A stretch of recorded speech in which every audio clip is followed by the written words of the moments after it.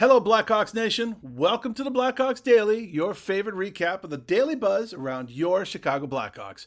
I'm your host, PJ, and thanks for tuning in as you always do. Thank you for being so dedicated to just hearing about the Hawks, even on this really dry offseason. And normally I talk about how we're dredging the barrel and it all sucks and we're just kind of keeping the Jonesing at bay, but there's freaking news. There's actually news about the Hawks, which is phenomenal. Whew. So let's get into the top four topics of today, and we're starting with the signing of Mr. Frank Nazare. Like, holy shnikes, Batman. So it looks like Frank Nazare is going to be very used to playing at the UC for a nice long time. According to Mark Lazarus at the New York Times, as well as pretty much every source out there, the Chicago Blackhawks signed Frank Nazare to a 7-year contract extension on today, Thursday, this is showing tomorrow, but today, with a cap hit of $6.59 million per season. The contract doesn't kick in until the 26-27 season, as Nazare still has a year left on his entry-level deal. The hope and the expectation is that he and Connor Bedard can be the Blackhawks' 1-2 punch down the middle for like the next decade or more. For much of last season, Nazare was really tantalizing, but also frustrating at times for the Blackhawks. All speed and slickness, scoring chances galore, but not a lot of production to show for it. Then, when April turned around, the puck started going in. He started gaining a lot of momentum. He had 5 goals and 4 assists in 8 games in April. And then he went on to star for Team USA at the World Championships with team highs of 6 goals and 6 assists in 10 games as the Americans won the tournament for the first time since 1933. Kyle Davidson said this: Frank Nazare elevated his game last season and has proven himself to be one of the top young talents in the league. He drives play using his elite speed and playmaking abilities, creating problems for opponents and opportunities for teammates every night. Frank is an integral part of our team, and we're thrilled to have him with us for the next 8 seasons. Nazare was a number 13 pick in the 2022 draft, with Davidson trading Kirby Dach to Montreal for the right to select Nazare. After a point-a-game sophomore season at the University of Michigan, Nazare joined the Blackhawks for 3 games at the end of 23-24, scoring 1 goal. He started last season down at AHL with the Ice Hogs, but then was called up in mid-December shortly after head coach Luke Richardson was fired. Nazare started slowly, but thanks to, in large part, his dynamic finishing kick, he finished the season with 12 goals and 14 assists in 53 games. Nazare, back in June, said, "I want to play in Chicago for the rest of my life. I think it's a great city." Heck yeah, it is. And a great team and a greater organization. So if that's an option and that's something to set up, then I'm willing to look into it and look at things. But I've been super grateful and happy with my time in Chicago so far, and I'd love to keep it going. Well, clearly, we are keeping it going. By signing Nazare to a long-term deal now, the Blackhawks lock him up at a reasonable rate that could potentially be a massive bargain if Nazare keeps producing the way he did in the spring, especially as the salary cap skyrockets in the coming years. Nazare secures life-changing money without feeling the weight of a looming contract in what will be his first full NHL season. So the reins are off. Worries behind him. Now he can just go and play. What a gift that is. Now, for comparison's sake, Colorado signed Nathan MacKinnon, to whom nobody is comparing Nazare to just yet, to a 7-year contract with a $6.3 million cap hit out of his entry-level deal, which proved to be one of the all-time team-friendly deals as McKinnon's star rose. McKinnon surely left a ton of money on the table in the long run, but at the time of the signing, he had yet to prove he was a superstar player. McKinnon now carries a $12.6 million cap hit. Nazare's signing does again raise the specter of Bedard's next contract because, again, he hasn't signed yet. Like Nazare, Bedard is entering the final year of his entry-level deal and is eligible to sign an extension at any point. Neither side appears to be in a rush, and neither side seems to be too worried. And this is what Bedard said back in June, "We have a great relationship, and everyone knows I want to be a Hawk as long as I'm playing, and I know they appreciate me and want me to be with the team. And once you know that, and there's no stress or anything about that, Whether it's done in the next week or during the year, or at the end of the year, it doesn't stress me out too much. Anything can happen, but the relationship with me and the team is really strong. Of course, great to hear that from Bedard.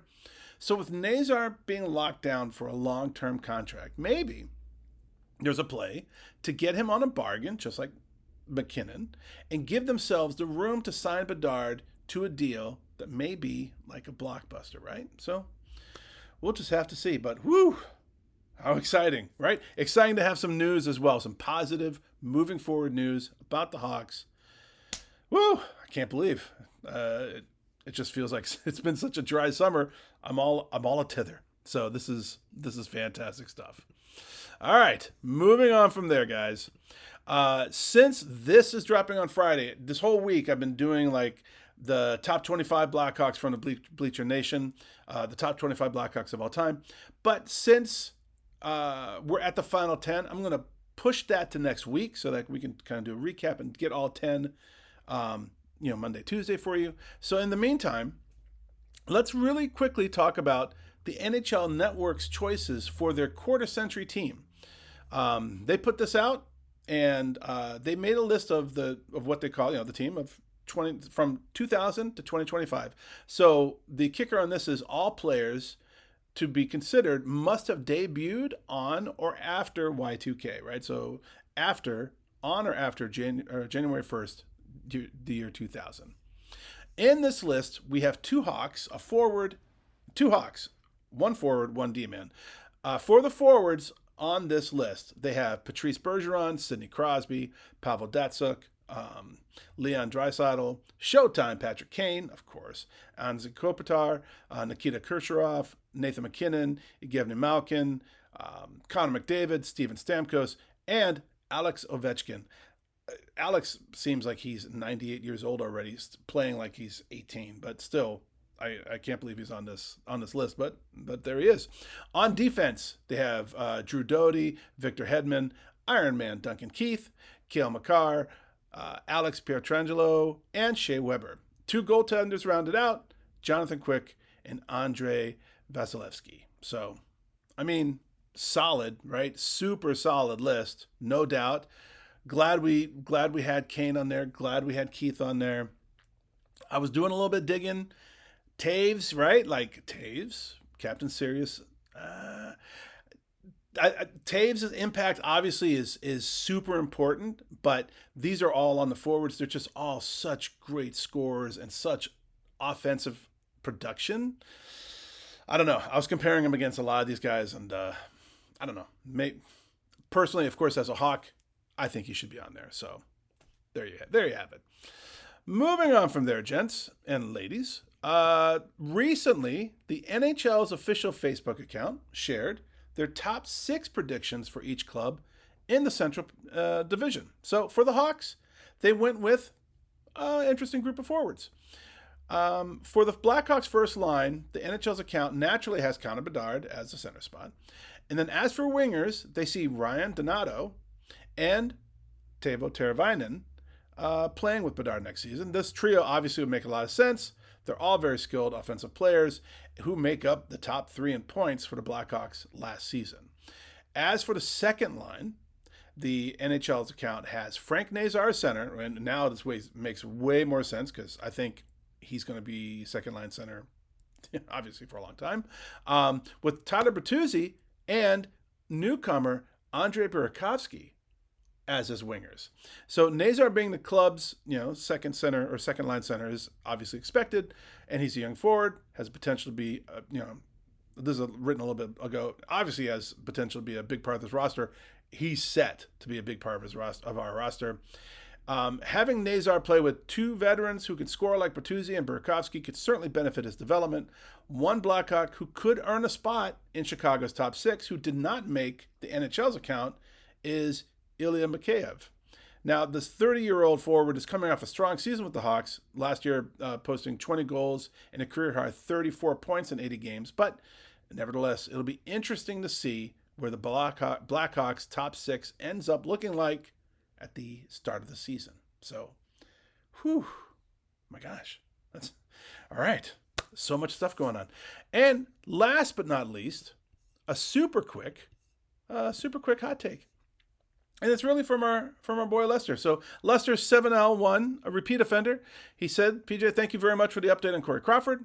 We talked about Corey Crawford yesterday, about how he retired, he sold his condo in Chicago, married 3 kids, and I think is basically focusing on podcasting and refurbishing classic cars, which is really cool. I wonder if he ever spent a lot of time in Volo. I don't know, but maybe he did. And then Lester also says the Blackhawks and also many other Chicago teams have traded or let get away many great players in the past. Let's hope that will not happen in the future. Yes, and of course. And it is so hard, especially these times, with the way that the salary caps and parity and all this other kind of stuff. It is super hard to keep teams together that are really like full of superstar players and full of really great players who can really work well together. It's hard to keep that core together, right? Somehow the Panthers did it this past offseason. So if we can build with all this young core that we have going on, if we can build ourselves to be a great championship caliber team, hopefully keeping them all together is, in Kyle Davidson's mind as to how he's putting, he's playing 5D chess, right? Hopefully he's keeping all that in mind as we're putting all these pieces together. So I'm with you, Lester. Absolutely. And that is a wrap for today, folks. So thankful for all of you. Thank you so much for continuing on this journey with me. Thank you for subscribing and please keep liking and sharing about the channel because we're ramping up, folks. It's coming. Right?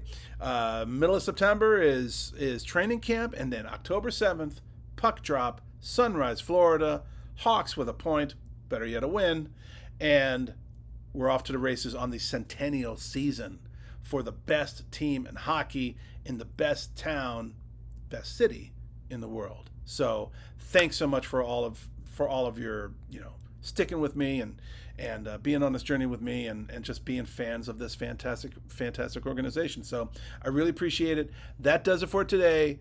It's Friday for you guys. Hope you have a fantastic weekend coming up. And I'm PJ. I'll see you next time on Blackhawks Daily.